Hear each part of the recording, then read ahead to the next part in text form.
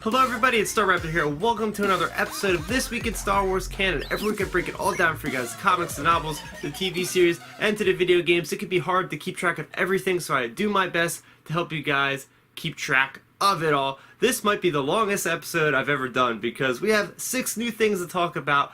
We have 2 new novels as well as 4 new comics. Getting started with the novels, I first want to talk about Star Wars Leia, Princess of Alderaan. This is written by Claudia Gray, and it's also part of Star Wars The Journey to The Last Jedi. There was also, back in 2015, A Journey to The Force Awakens, so this is very similar. They're pushing this content, trying to get us ready for this new movie. This was released on Force Friday, which was this big event selling all the new merchandise. So check out my vlog as well as my haul for everything that I bought and visited that day. So just to preface this, I have not actually finished this novel. I just got about 2 chapters into it, and what I can say about it is I really enjoy it so far. Claudia Gray so far is seeming to do another great book. This is all about Princess Leia when she just turns to the age of 16. This is about her kind of origin story of joining the rebellion. So far I've read about her, basically her name day, her 16th name day, of her like getting to become the princess, and she has to do these tasks of like politics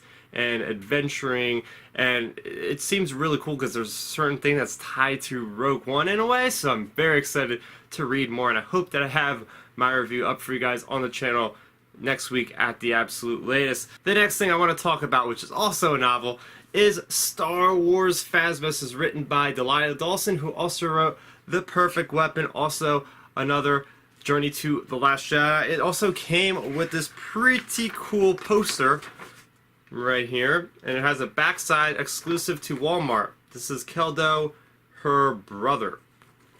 So Phasma is a book that I actually have reviewed non-spoiler on the channel, so make sure you check that out after you watch this video. So Phasma in a nutshell is, well, her origin story, and it's a different approach to storytelling that we've seen in any Star Wars novels because it jumps back and forth from the past to the present, because there is this person that's part of the First Order. His name is Cardinal, and his ally is Phasma, and he's a bit jealous of her because all of a sudden she has taken the eye of everybody in the First Order, and he's just jealous, and he's trying to dig up dirt on, he has a feeling that something she has done wrong. So she has found this prisoner and is interrogating her. The prisoner is named V. She's part of the Resistance. So V is actually telling a story to Cardinal about an experience with another person that she knew that knew Phasma. So it's kind of like a legend kind of story, but it's pretty awesome because there's a lot of action in this book. And I just don't want to go too much over this because I do have my review, so make sure you check that out. I enjoyed this novel. Next thing I want to talk about, getting more into the comics and keeping a theme with Captain Phasma, moving into the comics. Here we go. We have Captain Phasma #1. I also got the variant cover, which I thought was pretty badass, so I got that as well. So Captain Phasma. Now this one, unlike the novel, it's actually placed within direct consequence of The Force Awakens. So it picks up right where Captain Phasma was thrown down the garbage chute by Finn and Han. So she is survived, she's not dead, and it's about her basically trying to get out of there and survive, and she's trying to erase the history of basically her dooming the Starkiller base by taking the shields down, and in turn finds that somebody else actually was tampering and found out that she did it, so she's trying to hunt that person down and kill them before they tell anybody about her betrayal of the First Order. At least that's what I think I read, and that's where I'm going to get into what I don't really like about this comic at all. Is it's very misleading. I just don't understand. Like, it had me believing, I had to read through this thing like 2 or 3 times because it had me believing that there was somebody else that shut the shields down because Phasma's trying to go into the system to erase her identity, and it's just like, oh, there's another guy who was tampering with the shield. It took me a few read-throughs. I think I have it. If you guys have read issue #1, please help me out with this because I'm kind of struggling. It seems, like I said, that she's trying to erase all of her past and everything else. And just this comic was not that interesting, I'll be honest with you. It's like all speech bubbles of her. And it's her writing a diary of what exactly went down while she's flying away in a TIE fighter, I guess, as proof that the First Order will have a first-hand experience of who survived that explosion. And it's just, I mean, Phasma as a character, in this comic at least, she's very dull. She's just writing statements. There's no personality whatsoever. And it's just not that exciting. I was hoping we were going to get more First Order details of like Snoke and Kylo Ren and Hux, and we didn't really get any of that, at least in this first issue. Now, I will say there's going to be 3 more issues coming out, and so far it just seemed like it's a very personal story with Phasma trying to hunt down this character. Something that was good about this comic is that Phasma does have some cool abilities. We actually see her in action, alright? We see her firing a gun. We see her firing her grappling hook. We see her using her armor weave cape, which is pretty badass because it apparently like blocks a lot of shrapnel and stuff. If you read the novel Phasma, you know that it is armor weave, so we get to see why it's actually armor weave. And the art is actually very, very, very good. This is Marco Giacchetto, who also did the artwork for Shattered Empire as well as the Obi Wan and Anakin miniseries. So this guy does a great job of just making very cinematic type comics. Moving right along, we have Darth Vader number 5. This is part 5 of the very first arc called The Chosen One. I just want to preface this, guys. Spoiler alert. Spoiler alert, do not watch the next minute or probably 2 or 3 minutes because I need to talk about this. I need to vent about this issue because this might have been the most excited I have been reading any Star Wars comic up until this time, and I think that the only one that got near that was probably Darth Vader number 3 or 4. So yeah, I mean, Charles Soule is just hitting it out of the park with his storytelling with Darth Vader. And yes, so this arc was all about Darth Vader trying to learn his abilities in the suit, trying to construct his lightsaber, which he found out he needed to get a crystal from a Jedi and basically just turn the crystal from green into a red. He had to bleed the crystal. So he basically gets the crystal, right? The last issue. Now he has the crystal. What does he do with it? So there's a pre-programmed message from Palpatine saying he has to go back to Mustafar, the place of absolute tragedy for him, where he lost his wife, where his friend cut him down, you know, all this stuff. And he has to live through that, going through that place that he never wants to go back to construct and basically bleed his green crystal into a red one.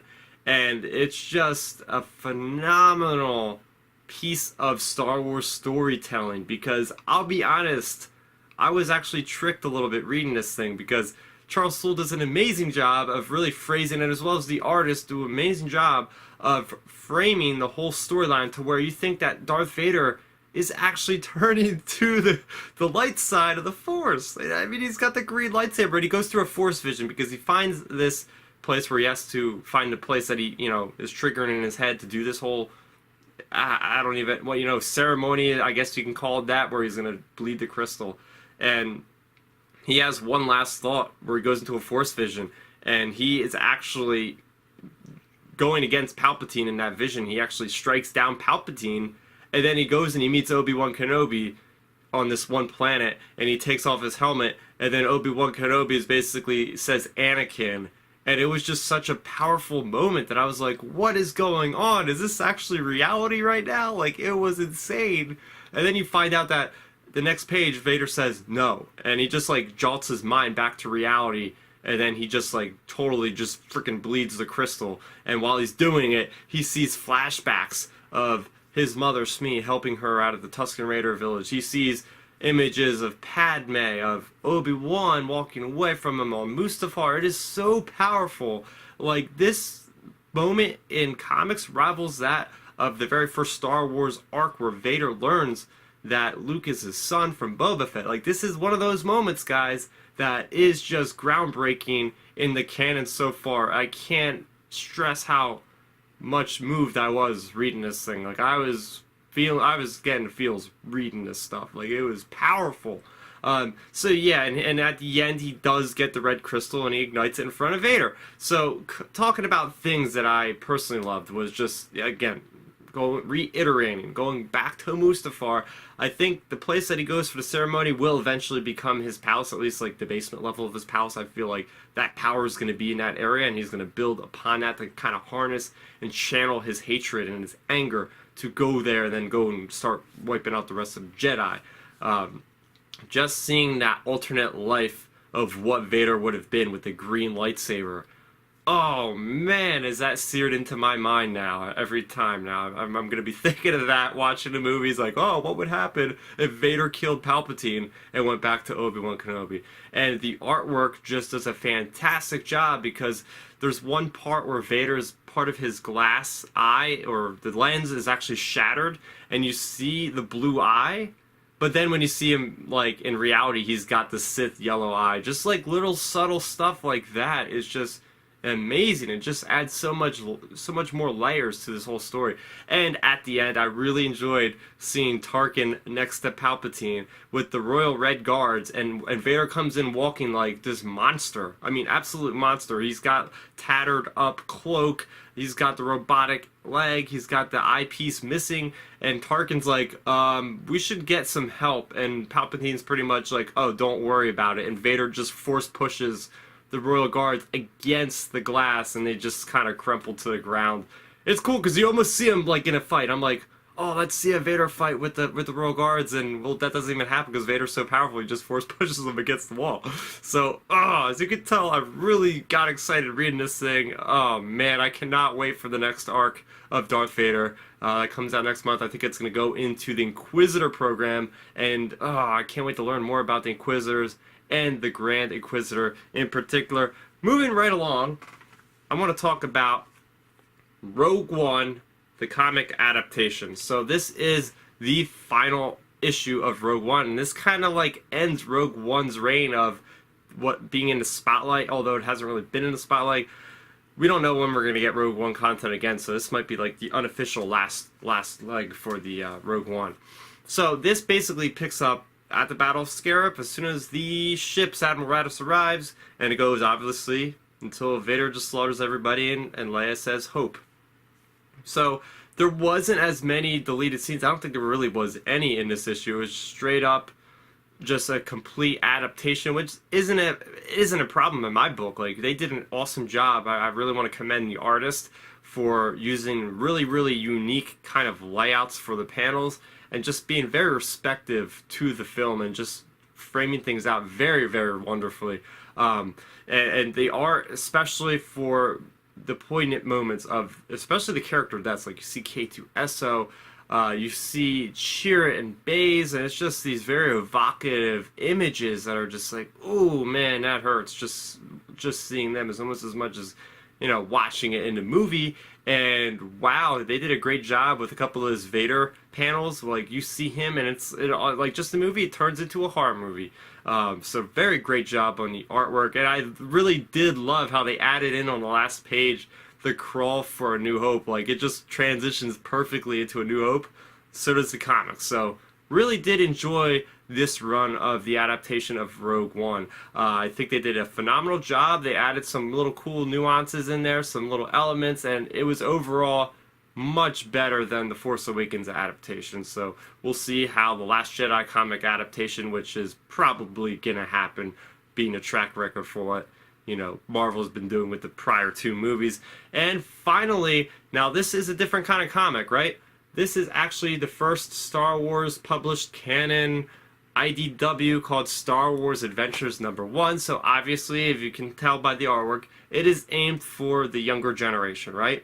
But I actually enjoyed this quite a bit. So there's going to be two stories, it looks like, every week. We have this main story of Rey on Jakku before the events of The Force Awakens. In this particular comic and story, she is, you know, just doing her little scavenge thing and finds out that one day Unkar Plutt has been captured by these thugs, and that's her mission, is to try to save him.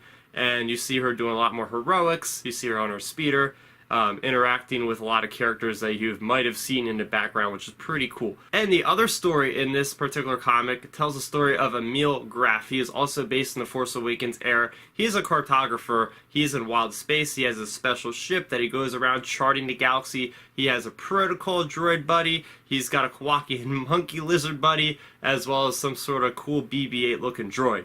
And his spiel basically is telling these stories about his ancestors, his grandfather, his aunt, who were back in the Clone Wars and whatnot. So the story he tells in this one is about Obi Wan Kenobi going to Dexter Jester's giant diner, and what happens is somebody steals something. So he's kind of playing detective. He doesn't pull out his lightsaber once in this, and he is getting down to business with one of those, the aliens that have the weird stalk for a face and the lips that was in Singing in Return of the Jedi. I actually forget the name of that species, so you can help me out in the comments.